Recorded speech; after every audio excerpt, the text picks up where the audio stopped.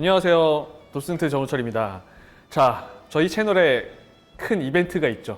저희는 항상 초대권을 가져옵니다. 이번에도 초대권을 가져왔어요. 마이아트 뮤지엄에서 열리고 있는 이탈리아 국립 카포디몬테 미술관 19세기 컬렉션 나폴리를 거닐다인데 티켓 비싸요, 여러분. 저희는 치사하게 1인 1매 하지 않습니다. 1인 2매죠. 1인 2매 10명한테 초대권을 드릴 겁니다. 그냥 주지 않죠. 어떻게 이벤트에 참여하는지는 영상 마지막에 있습니다. 끝까지 안 본다면 참여할 수 없어요. 그리고 아직까지 저희가 참여자가 그렇게 많지 않아요. 이때 참여하셔야 됩니다. 전시 소개해야죠. 이 제목이 나폴리를 거닐다거든요. 나폴리의 카포디몬테 국립미술관과 마이아트 뮤지엄이 공동 기획했어요. 이 마이아트 뮤지엄이 이번에 좀 이탈리아 전시를 좀 주로 하려는 것 같거든요.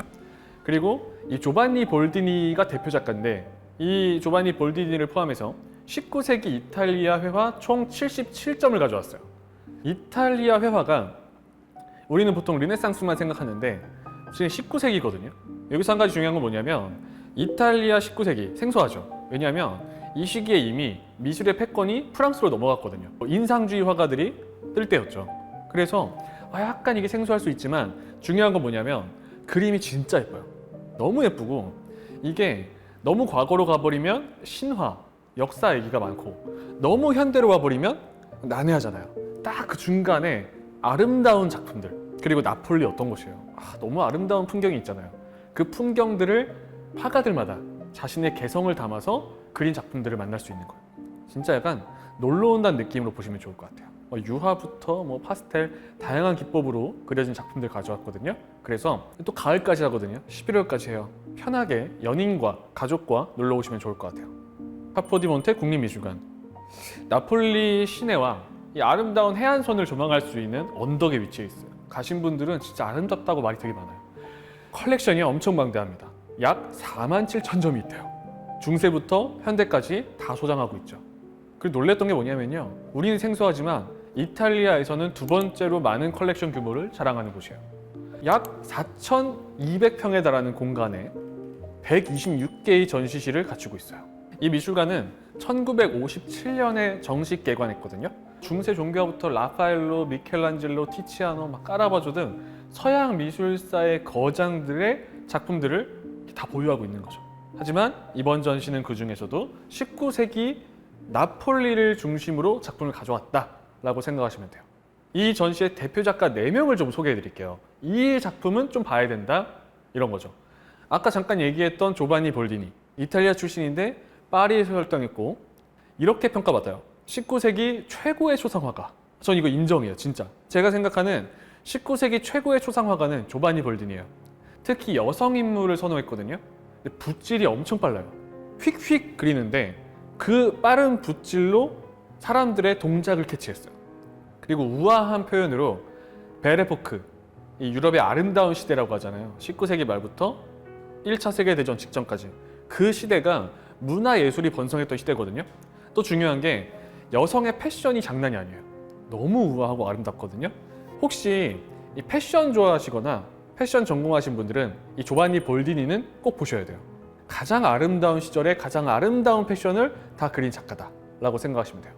이번에는 이 공원 산책이라는 그림이 왔거든요. 파리의 가을 풍경 속을 걷고 있는 아주 우아한 여인의 모습을 그렸어요. 당시 부르주아, 상류층 여성의 생활상을 만나볼 수 있어요. 특이한 작가인 게 붓질은 굉장히 빠른데 얼굴은 굉장히 아름답게 그려요. 세밀한 묘사. 그래서 19세기 최고의 초상화가로 올라갈 수 있었다. 이 화가 꼭 기억하시고요. 두 번째, 조아키노 토마라는 작가예요. 너무 생소하죠. 1836년 갈라티나에서 태어나서요. 불우한 어린 시절을 보낸 작가예요. 그리고 나폴리에서 아주 체계적인 회화를 수련받은 화가죠. 강한 애국심을 바탕으로요. 그림을 그렸어요. 그리고 개인적인 경험에서 우러나온 이 깊이 있는 감성을 담은 작품들로 주목받았습니다. 대표적으로요, 좀 안타까운 이야기인데 죽어가는 아들을 그렸어요. 실제로 병상에 누운 아이와 그 아이의 야윈 얼굴, 그 아주 그냥 깊은 슬픔을 담아낸 작품이거든요. 회색조와 흰색의 극적 대비가 되게 가슴 아플 정도예요. 그리고 쌍둥이라는 작품도 있어요. 같은 애 그린 건데 이 쌍둥이를 그릴 때는 아이가 아프지 않았거든요. 이때는 행복한데 그 밑에 또 죽어가는 아들을 그렸다는 게 굉장히 안타까운 이야기죠. 또 이 토마의 대표작 중에 하나가 성 베드로 헌금이에요. 젊은 사제가 혁명운동 자금 지원에 대해서 고민하고 있는 거예요. 헌금을 받았는데 이걸 지금 교회에 갖다 줘야 될지 신부로서. 근데 또 그 당시에 이탈리아 통일운동이 벌어지고 있었거든요. 그 통일운동을 하는 사람들에게 갖다 줘야 될지 이 두 가지에 대한 고민을 하고 있는 신부의 모습이 인상적인 작품이에요. 자, 그리고 세 번째로 주세페 데 니티스라는 작가인데요. 17이라는 어린 나이에 주교의 오찬을 완성하면서 아주 뛰어난 재능을 보인 화가예요. 와, 진짜 이런 거 보면요, 테크닉적으로 와 이렇게 잘 그릴 수 있구나 느끼실 겁니다. 나폴리 미술 아카데미에서 퇴학당한 후에 레시나 학파 그룹에 합류합니다. 레시나 학파라는 건요, 어렵게 생각하시면 안 돼요. 나폴리 인근의 레시나 지역에 모인 화가를 말하는 거예요. 즉 이게 지역 이름이에요. 거기 모여서 그렸던 화가들.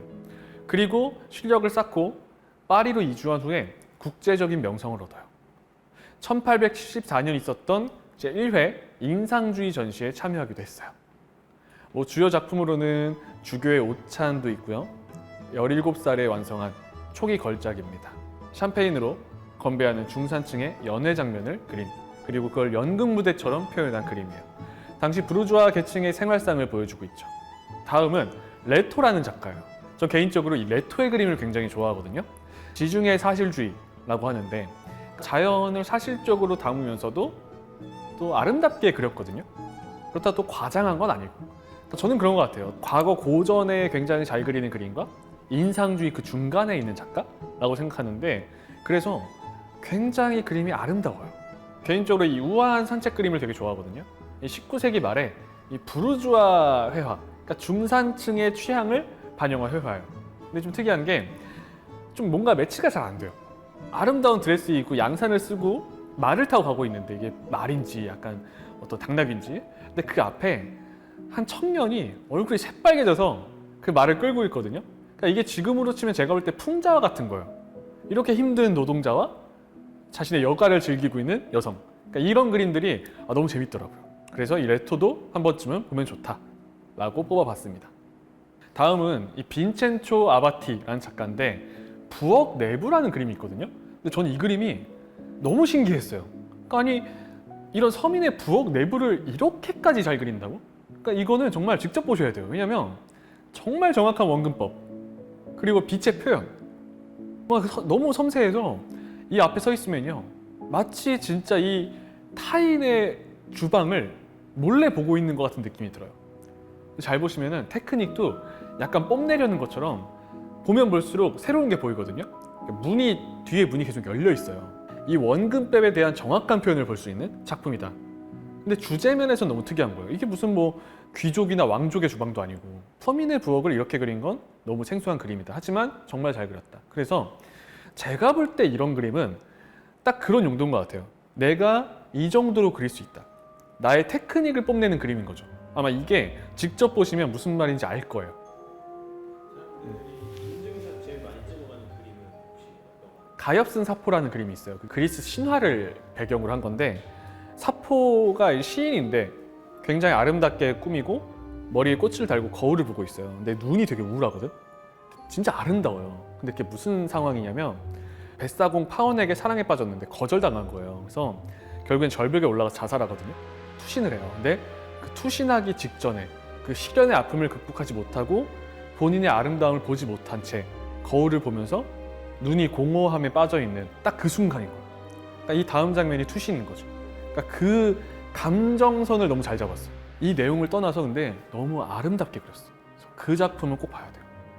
자, 화가는 여기까지만 하고, 그럼 또 전시 특징들이 있잖아요. 이 4개의 섹션으로 구성되어 있거든요. 몇 개 좀 짚어드리면, 그녀들을 마주하다라는 게 있어요. 산업혁명 이후에 중산층 사회가 제시한 어떤 이상적인 여성상을 보여주는 거예요. 귀족 여성, 서민 여성, 또 어떤 문학적인 여성상, 동방의 향기, 신흥사회, 이렇게 한 섹션 안에 5개의 파트로 나눠져 있어요. 여기에 이제 다양한 여성의 모습이 등장하기 때문에 굉장히 아름다운 곳이다라고 생각하시면 될 것 같아요. 또 각자의 방, 각자의 세계라는 섹션이 있어요. 19세기에 새롭게 등장한 실내 회화, 그런 장르를 통해서 어떤 귀족이나 부르주아, 서민 계층의 생활 공간, 즉 그들의 진짜 일상을 볼 수 있는 섹션인 거죠. 여기 재밌어요. 아마 새로운 회화가 좀 보일 거예요. 그리고 토마의 시선이라는 곳이 있는데 여기는 토마만의 전시 속의 전시라고 생각하시면 돼요. 그래서 토마의 여러 작품들이 조그만 공간에 몰려 있어요. 토마라는 화가를 집중 조망한 전시다. 그리고 여기가 되게 예쁜 곳인데 빛이 있었고 삶이 있던 곳이라는 섹션이 있거든요. 19세기 외광파, 즉 밖에 나가서 그리는 사람들이죠. 그 기법의 확산과 함께 아름다운 풍경화, 또 이탈리아 나폴레온데요. 지중해, 전원, 도시 풍경을 이탈리아 화가들이 아름답게 표현한 풍경을 볼 수 있는 곳이에요. 이번 전시에서는요, 이 베두타, 이 사실적인 도시 풍경화를 말하거든요. 그 베네치아 중심의 풍경화 양식과 17세기부터 19세기에 그랜드 투어 문화라는 게 있었어요. 유럽 상류층들이 이 교양 여행을 떠나는 거거든요. 그래서 그들이 바라봤던 자연의 모습을 생생하게 볼 수 있는 곳이에요. 아까 얘기했던 것처럼 그림을 너무 잘 그려요. 그래서 그 우리가 여행 가면 꼭 여행지 사진 찍잖아요. 그것들을 그림으로 옮겨놨다고 생각하시면 돼요. 그래서 아마 보시면은 눈이 좀 정화되는 느낌? 맨날 좀 난해한 현대미술 보다가 진짜 테크닉적으로 잘 그린 걸 볼 수 있는 전시다라고 생각하시면 될 것 같아요.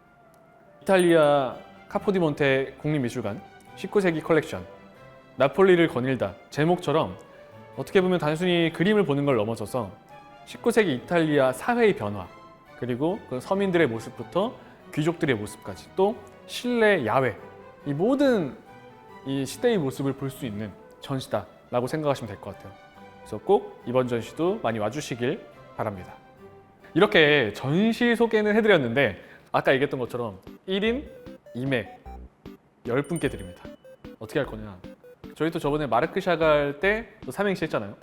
이번에는 나폴리로 삼행시를 해보려고 합니다. 댓글로 나폴리 삼행시를 쓰셔야 돼요. 좀 더 재밌게. 나는 개인적으로 감동적인 것도 좋아요. 힌트 하나 드리면 폴 어려워하거든요. 폴, 그죠? 폴에 폴 고갱이라는 화가가 있습니다. 그죠? 힌트를 좀 드리면서 또 저희가 또 이게 아직까지 채널이 엄청 크지 않기 때문에 확률이 높습니다. 그래서 얼른 재밌는 삼행시 쓰시길 바라면서 나폴리를 거닐다 전시 소개는 그리고 이벤트와 함께 여기서 마치도록 하겠습니다. 안녕.